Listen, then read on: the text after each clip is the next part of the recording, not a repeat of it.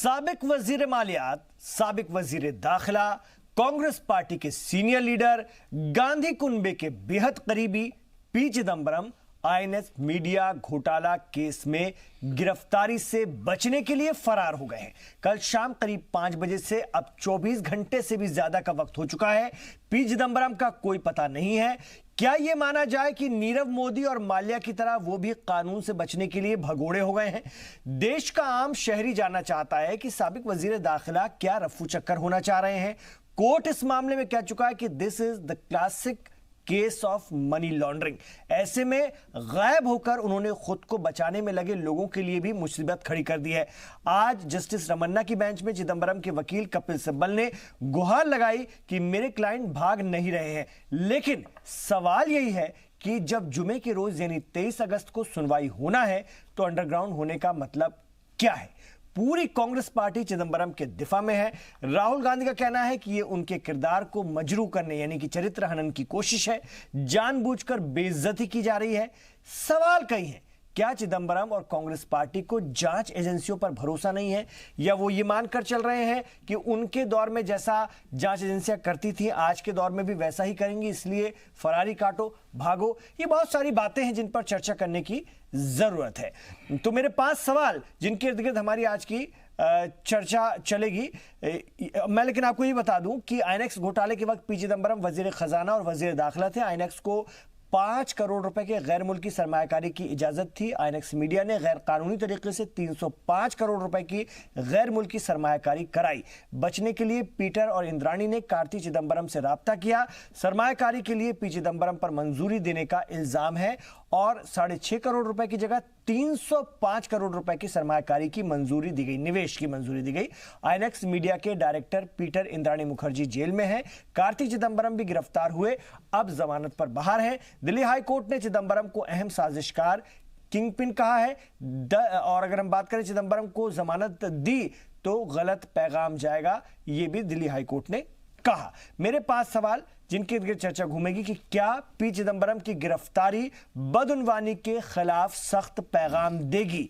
ये एक बड़ा संदेश जाएगा उन तमाम लोगों को, हम तमाम टैक्स पेयर्स हैं और देश का पूर्व गृह मंत्री या पूर्व वजीर खजाना, साबिक वजीर खजाना अगर हमारा पैसा लेकर के भाग रहा है या गायब हो रहा है तो ये फिक्र की बात है, आवाम सवाल कर रही है। दूसरा, पी चिदंबरम अगर ईमानदार है तो भाग क्यों रहे हैं? यह भी बड़ा सवाल है। 24 घंटे से ज्यादा वक्त हो गया, सामने आना क्यों नहीं चाहते? तीसरा सवाल, कांग्रेस का इल्जाम चिदंबरम की शख्सियत को मजरू किया जा रहा है यानी उनका चरित्र हनन किया जा रहा है, यह इल्जाम कितना सही है, इस पर भी हम बात करेंगे। चौथा सवाल, क्या कांग्रेस पार्टी को कानून पर भरोसा नहीं है? यह भी बहुत अहम सवाल है। 5वां सवाल, क्या साबिक वजीर दाखिला ने भागकर बचाने वालों के लिए मुश्किल नहीं खड़ी कर दी? ये बड़ा सवाल, इस पर हम बात करते हैं, लेकिन कुछ रद्द-ए-अमल आए हैं, आइए सुनते हैं। कांग्रेस में हड़बड़ाहट है, बौखलाहट है, सभी एक से बयान दे रहे हैं और इसके अलावा कोई चारा नहीं है। समय चक्र जिसको हम कहते हैं, तारीख रिपीट होती है, इतिहास खुद को दोहराता है, कुछ चीज़ें भूली नहीं जा सकती हैं, कुछ चीज़ें फिर वापस आती हैं। सोहराबुद्दीन एनकाउंटर केस में 2010 से 13 के बीच कई बार अब वजीर दाखिला जो है अमित शाह, उनसे पूछताछ हुई तो वो हाजिर होते रहे हैं सीबीआई के सामने भी और दूसरी एजेंसियों के सामने भी। लालू प्रसाद यादव या दूसरे लोग भी जिनसे पूछताछ के लिए बुलाया जाता था वो गिरफ्तारी के डर से भागे नहीं, वो हाजिर होते रहे हैं। कोई किसी मामले में गुनहगार हो या ना हो वो कोर्ट तय करता है, लेकिन गायब हो जाना क्या मैसेज देता है? ये एक बड़ा पैगाम देता है और इस पर चर्चा होनी चाहिए। हो सकता है वो थोड़ी देर में सामने आ जाएं, हो सकता है कुछ राजनीतिक बात करें, यह भी भविष्य के गर्भ में है, हो सकता है कोई हिकमत अमली हो कांग्रेस पार्टी की, लेकिन हिंदुस्तान इसको किस तरह से देख रहा है, लोग किस तरह से देख रहे हैं, इस पर भी बात होनी चाहिए। मेरे साथ बहुत खास पैनल है, मैं उनसे चर्चा करूंगा इस पर। मेरे साथ सीनियर एडवोकेट इस वक्त संजय के चड्डा जी स्टूडियो में तशरीफ फरमा है, कानून के बड़े जानकार हैं, सुप्रीम कोर्ट के आप एडवोकेट हैं, उनसे बहुत सारी बातें जानूंगा मैं, उनको जल्दी भी जाना है इसलिए मैं उनसे पहले जानूंगा, समझूंगा चीजों को। मेरे साथ इस वक्त महेश वर्मा जी तशरीफ फरमा है, भारतीय जनता पार्टी के सीनियर लीडर हैं और तर्जुमान है, सर आपका खैर मकदम है। मेरे साथ प्रोफेसर सीमा सिंह जी स्टूडियो में तशरीफ फरमा है, राजनीतिक विश्लेषक हैं और अक्सर मेरे प्रोग्राम का हिस्सा बनती है, उनसे भी हम बहुत सारी चीजों को जानने समझने की कोशिश करेंगे। इस चर्चा को आप ध्यान से सुनिएगा और जिस तरह से पूरा मामला हुआ उस पर गौर खोज करने की जरूरत है, उसके कानूनी पहलुओं को भी समझना जरूरी है। मेरे पास साथ विवेकानंद नरताम जी हैं, राष्ट्रीय स्वयंसेवक की विचारधारा को आगे बढ़ा रहे हैं और एक अहम सियासी तज्ज़ियाकार और विचारक के तौर पर जाने जाते हैं। बात करेंगे, सबसे पहले मैं सर आप ही के पास आ जाऊंगा, संजय के चड्ढा जी। संजय चड्ढा जी, चिदंबरम साहब का जो मामला है उस पर कोर्ट अपना फैसला देगा। उनकी गिरफ्तारी को लेकर भी अब 23 तारीख शुक्रवार जुमे का दिन तय किया गया है उसको लेकर के। लेकिन ये गायब हो जाना, ये कितना गंभीर माना जाएगा कानून की नजर में भी और एजेंसियों की भी नजर में भी, इसको आप किस तरह से देखते हैं? और ये गायब हो जाना क्या बहुत आम बात है या बहुत गंभीर बात है?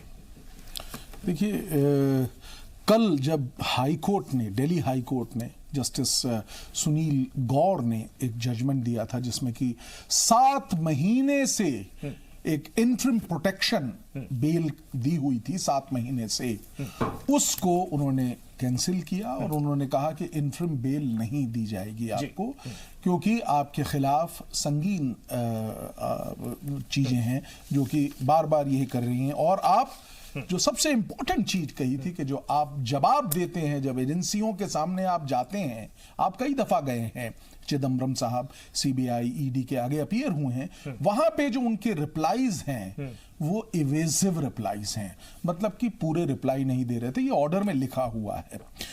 ग्रेविटी ऑफ ऑफेंस के बारे में कहा गया कि ये बहुत मेमथ अमाउंट का यहां पे मनी लॉन्ड्रिंग हुई है, ये कोर्ट ने कहा। कोर्ट ने यह भी कहा कि इसको पॉलिटिकल नजरिए से नहीं देखना है। कोर्ट ने यह भी कहा कि अगर हम इस तरीके से किसी भी प्रकार से कोई बेल दे देते हैं या इंटरिम प्रोटेक्शन एक्सटेंड करते हैं तो ये सोसाइटी को या मासेस को एक रॉन्ग मैसेज जाएगा, यानी कि कानून जो है वो सबके लिए बराबर है, चाहे वो टॉप पे आदमी हो, चाहे वो प्राइम मिनिस्टर हो, या फिर जो बिल्कुल नीचे का एक आम आदमी हो, उसके लिए कानून बराबर है।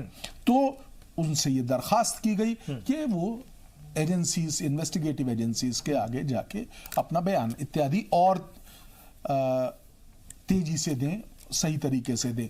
जो सीबीआई और ईडी यानी कि इन्वेस्टिगेटिंग एजेंसीज जो थी, उन्होंने ये कहा कि इस मुकदमे में उसमें इनके ऊपर संगीन वो हैं इंजामालात हैं, इसलिए इनको कस्टोडियल इंटेरोगेशन, कस्टोडियल इन्वेस्टिगेशन की आवश्यकता है। यहां पे उसी जजमेंट में जो पी चिदंबरम साहब के वकील साहब थे, उन्होंने ये कहा कि हमको 3 दिन का समय दिया जाए, हम इसको चैलेंज करेंगे। ठीक है, वो कोर्ट ने देने से मना कर दिया। ये इसके बाद एक एज ए नेचुरल कोर्स जो प्रोटेक्शन था वो कल 5 बजे खत्म हो गया। ठीक है, इन्वेस्टिगेटिंग एजेंसीज के पास पूरे अख्तियारात हैं, 100% अख्तियारात हैं उनको पकड़ने के लिए, उनको इन्वेस्टिगेट करने के लिए। वो इसलिए गई भी थी घर, इसीलिए वो रात को गए भी थे। लेकिन यहां पे एक और सवाल उठता है कि जहां तक चिदंबरम साहब की बात है, उनके पास भी अख्तियारात हैं कि वो सुप्रीम कोर्ट जा सके, और इसी के मद्देनजर वो सुप्रीम कोर्ट गए। सुप्रीम कोर्ट में क्योंकि एक बहुत अहम मसला ऐसा, जैसा कि हम सब लोग जानते हैं, 5 जजेस की बेंच जो है वो सुप्रीम कोर्ट की अयोध्या मसले को सुन रही है, डे बाय सुबह से शुरू होकर शाम तक वही चल रहा है। तो अगर आपको अर्जेंट सुनवाई कोई करनी होती है तो चीफ जस्टिस के आगे आपको मेंशन करना पड़ता है, क्योंकि चीफ जस्टिस कॉन्स्टिट्यूशन बेंच 5 जजेस में बैठे हुए हैं, तो वहां पे वो मेंशन नहीं कर पाए उनके वकील, और उनके वकील ने दूसरे जो नंबर 2 हायरार्की के आधार पे आ रहे थे जस्टिस रमैया, उनके आगे जाके मेंशन किया। उन्होंने कहा कि देखिए जो रोल होता है कि किस जज ने सुनना है, इस चीज को डिसाइड सीजेआई ही करेंगे, इसलिए उन्होंने उसको वापस भेज दिया। फिर दोपहर में उसमें कोई ऑब्जेक्शन लग गए, उनकी जो पिटीशन थी उसको रिमूव किया गया, लेकिन अंततः पूरे दिन की जो कवायद थी उसका निर्णय यह हुआ कि पूरे दिन में उनकी सुनवाई नहीं हुई, और अब 23 तारीख जैसे कि आपने बताया उस दिन इसकी सुनवाई होगी। अब मैं एजेंसियों को जब वो नहीं मिल रहे हैं, एजेंसियों ने उनके घर के बाहर नोटिस चस्पा कर दिया है, उनका एजेंसियों को न मिलना, एक तरह से गायब हो जाना, बिना बताए निकल जाना, कितना गंभीर, कितना संजीदा है कानून की नजर में? देखिए, कानून की नजर में दोनों पक्षों से मैं इसको देख के बताऊंगा। एक तरफ से अगर देखा जाए कि उनके ऊपर एकदम वहां पे कागज चस्पा कर दिया गया उनके दरवाजे पे और ये कहा गया कि लुक आउट नोटिस जारी हो गया, तो इसका मतलब कोई संगीन बात है। तभी जो इन्वेस्टिगेटिव एजेंसीज हैं, सीबीआई है, ईडी है, वो तभी इस तरह के स्टेप लेती है। दूसरी ओर से जो पक्ष है उनका ये कहना है कि कौन सा पहाड़ टूट जाएगा, हम तो कई दफा इन्वेस्टिगेटिंग एजेंसीज के आगे आ चुके हैं और अपने जवाब दे चुके हैं। और उनका यह भी कहना है कि एफआईआर में मैं नामजद भी नहीं हूं, एफआईआर में ये नामजद भी नहीं है, ऐसा उनका कहना है। और उनकी कई और ग्राउंड्स हैं जिस पे वो इसको चैलेंज करना चाहते हैं। मैं अब आपको एक प्रैक्टिस बताता हूं, जर्नल प्रैक्टिस क्या है। जब तक प्रोटेक्शन रहता है तब तक आदमी घूमता फिरता रहता है, उसको कोई पकड़े जाने की या अरेस्ट होने की कोई डर नहीं होता है।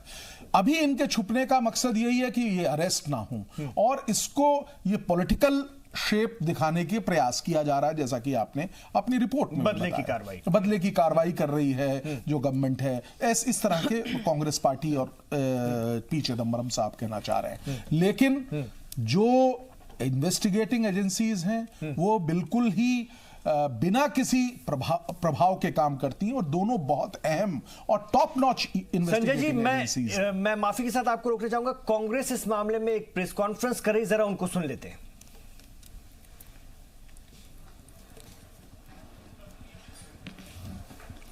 और हो सकता है कि इस प्रेस कॉन्फ्रेंस में, जैसे कि खबर भी मिल रही है हमारे जराये के हवाले से, कि पी चिदंबरम भी आ सकते हैं।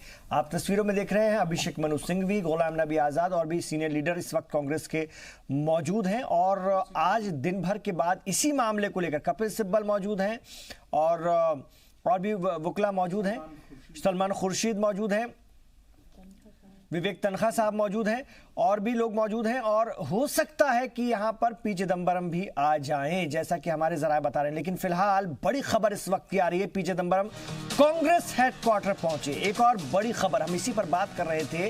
कांग्रेस हेडक्वार्टर पहुंचे पी चिदंबरम, अपनी बात रखने के लिए दिल्ली में कांग्रेस हेडक्वार्टर पहुंचे हैं पी चिदंबरम। बड़ी खबर इस वक्त की, साबिक वजीर दाखिला पी चिदंबरम कांग्रेस हेडक्वार्टर पहुंचे। कांग्रेस पार्टी इस सिलसिले में उनके वकला जो हैं और लीडरान भी हैं, उनके साथ प्रेस कॉन्फ्रेंस कर रहे हैं।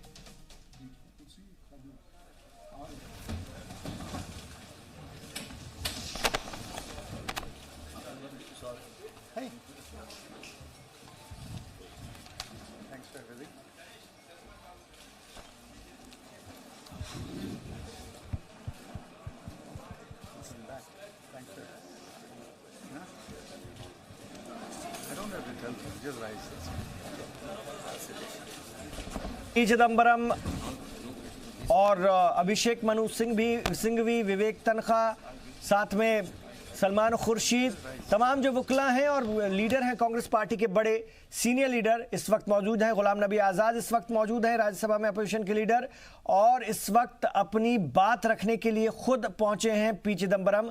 24 घंटे से भी ज्यादा वक्त बीतने के बाद 5 बजे के आसपास कल से वो गायब थे और इस वक्त हो रहा है 8:17।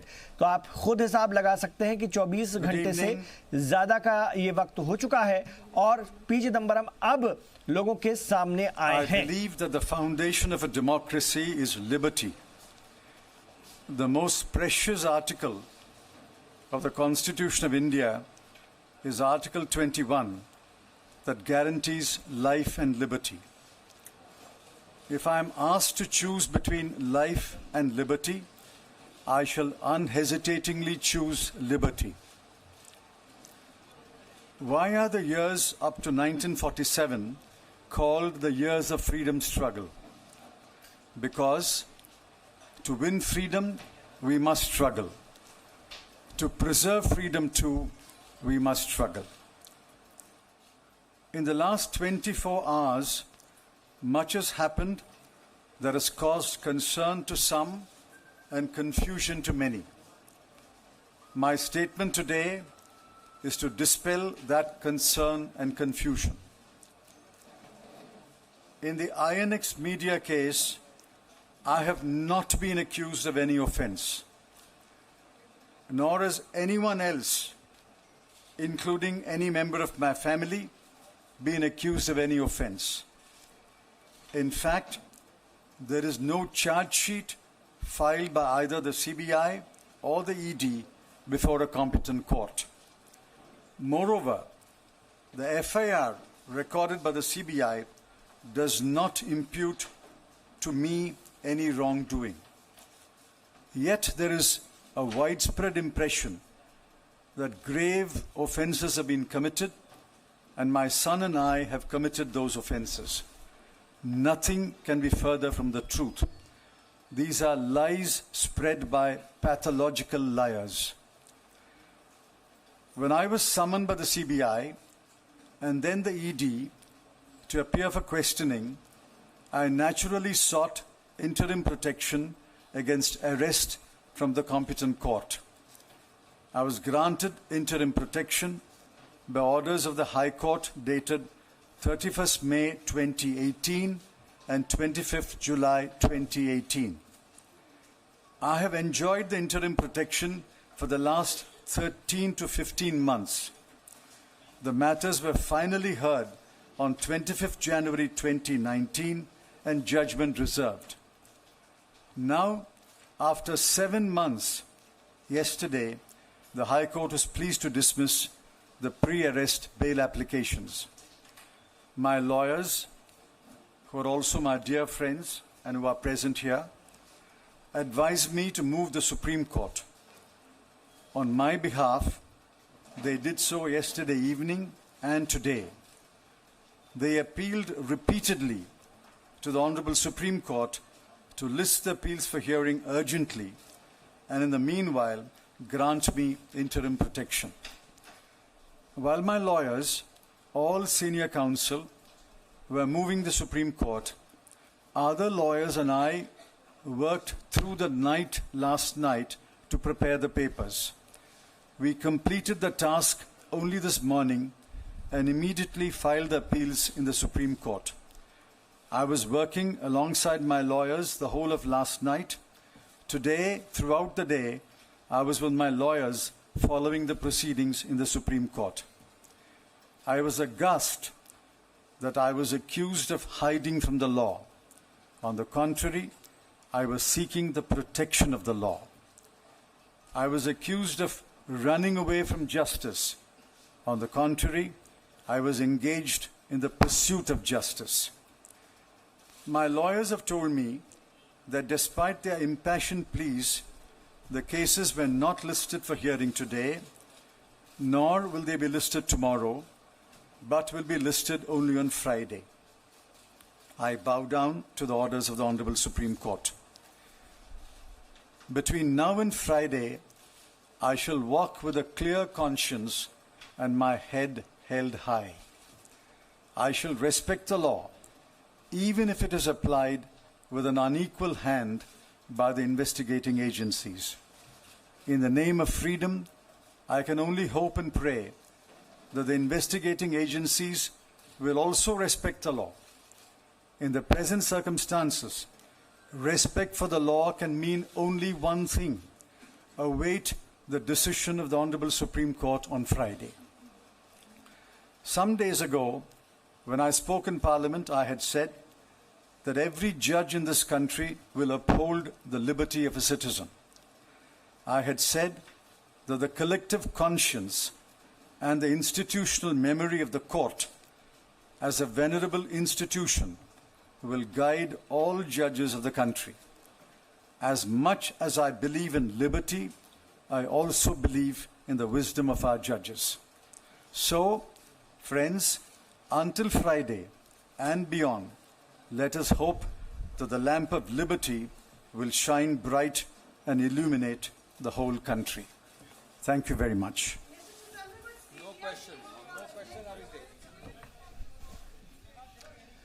तो मुझे और मेरे बेटे को फंसाया गया है, यह कहना है पी चिदंबरम का। और हम लोग जो आज़ादी उसको बनाए और बचाए रखने के लिए अब संघर्ष कर रहे हैं, ये वो कहना चाह रहे थे अपनी बात रखते हुए। और उनका कहना है कि इस मामले में उनके ऊपर जो कार्रवाई हो रही है, एक तरह से उनका इशारा था बदले की भावना से हो रही है और वो इसके लिए संघर्ष करते रहेंगे, जद्दोजहद करते रहेंगे।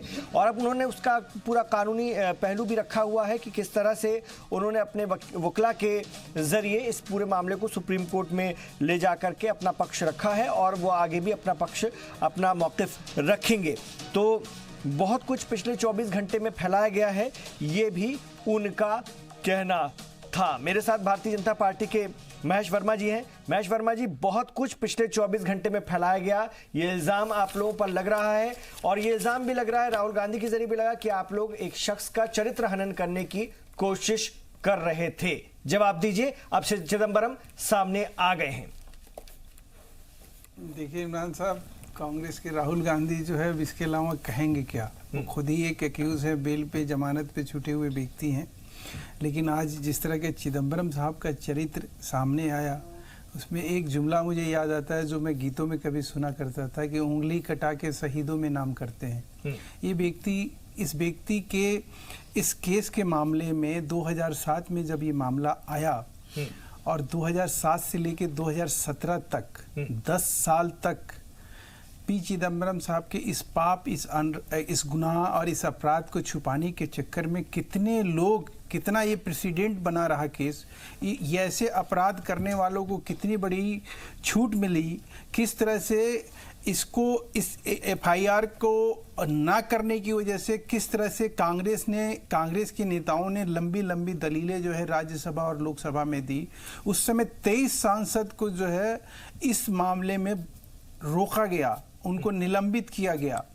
मजेदार बात तो ये देखिए इसमें इमरान साहब कि कनिमोझी और राजा, जो कि सिमिलर, शहीद बलवा 10 करोड़ रुपया जो है चैनल के माध्यम से रिश्वत देता है, सिमिलर मामला आईएनएक्स में है कि 5 करोड़ रुपया जो है कीर्ति चिदंबरम को दिया जाता है। उसमें भी एक मंत्र की हताशा है, निराशा है और कहीं ना कहीं चिंता भी है, फिक्र भी है। महेश वर्मा जी, फंसवा तो दिया है आप लोगों ने, मौजूदा हुकूमत ने, और ये भी हुकूमत दिखाना चाहती है कि अगर ये मामले में अगर आगे गिरफ्तारी होती है या कोई सख्त कार्रवाई होती है तो एक पैगाम जाएगा कि बदउनवानी के खिलाफ ये सरकार जो है किसी को भी नहीं बख्शेगी, चाहे वो साबिक वजीर दाखिला हो, चाहे साबिक वजीर खजाना रहा हो।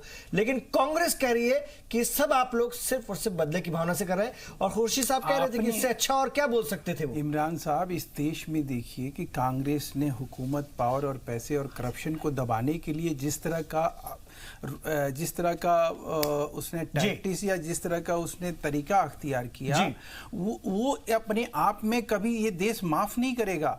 आप इस देश के लोगों के आंख में धूल झोंकने के लिए आप तमाम प्रोपगंडा और मुद्दों के जरिए जो है लोगों को भटकाव की राजनीति में ले जाकर राहुल गांधी इस तरह के गुनाहों पे पर्दा डालते रहे हैं। एक बात। दूसरी बात कि देखिए 2017 में इंद्राणी मुखर्जी अगर इसका अप्रूवर नहीं बनती तो ये चिदंबरम जैसे जो सातिर अपराधी है ये इस जाल में नहीं फंसते। 2007 से लेके 2017 तक ये केस एक प्रेसिडेंट बना और कनिमोझी और रे राजा को बरी करते हुए भी ओपी सैनी ने इसको कोर्ट किया कि आखिर कारण क्या है भाई, कि जो सिमिलर ट्रांजैक्शन होता है उसी ट्रांजैक्शन के ऊपर कार्तिक चिदंबरम जो है वो छूट, उसके खिलाफ कुछ नहीं होता, इनके खिलाफ क्यों होगा? उसको चैलेंज जब किया गया हाई कोर्ट में तो हाई कोर्ट ने कहा रे ये कैसे हो सकता है, इंद्राणी मुखर्जी, लेकिन वही कहते हैं कि सत्यमेव जयते, सत्य की विजय होती है। इस देश में जो गरीब गुरबे और जो मेहनतकश लोगों के और टैक्स पेयर के पैसे हैं ना, वो पाप जो है, अगर इन लोगों ने उस 5 करोड़ रुपए के पीछे इन्होंने देश का कम से कम 5 लाख करोड़ रुपए की बर्बादी करी है। ये अपराधी सिर्फ आज इनको हाई कोर्ट ने इनका बेल क्यों निरस्त किया, उसका सिर्फ कारण ये था कि उसमें एक चीज सरकार के तरफ, वो तो कह रहे हैं कि वो तो स्वतंत्रता को बचाने के लिए अब संघर्ष, स्वतंत्रता 1947 में हमें मिली थी, अब उसको बचाने का संघर्ष। तो कोर्ट की नजर में ये स्वतंत्रता क्यों नहीं दिखाई दी? अगर वो इतना ही, अगर हाई कोर्ट ने उनके बेल को, जो उनका इंटरिम बेल था, क्यों निरस्त किया? सुप्रीम कोर्ट ने आज ये मानने से क्यों इनकार कर दिया? उसका रीजन ये है इमरान साहब कि 2007 से लेकर 2017 तक इन्होंने जो प्रेसिडेंट जो अप्रूवल दिया था, गलत अप्रूवल, उसका नतीजा क्या हुआ कि उसका फायदा कई अपराधियों ने उठाया। वैसा अपराध इस देश में सैकड़ों बार हुआ और हर साल हुआ, तो उस अपराध की सजा कौन भुगतेगा? ठीक है, एक बात तो ये। दूसरा कि पी चिदम्बरम साहब ने जो ये चीज मना करते रहे, संसद में आवाज को दबाई गई, और जिस प्रकार से देश की हर व्यवस्था को एक आदमी को बचाने के लिए तार तार कर दिया गया, उसके लिए कांग्रेस जो है क्या जवाब देगी? ये छठा सवाल होना चाहिए। चलिए।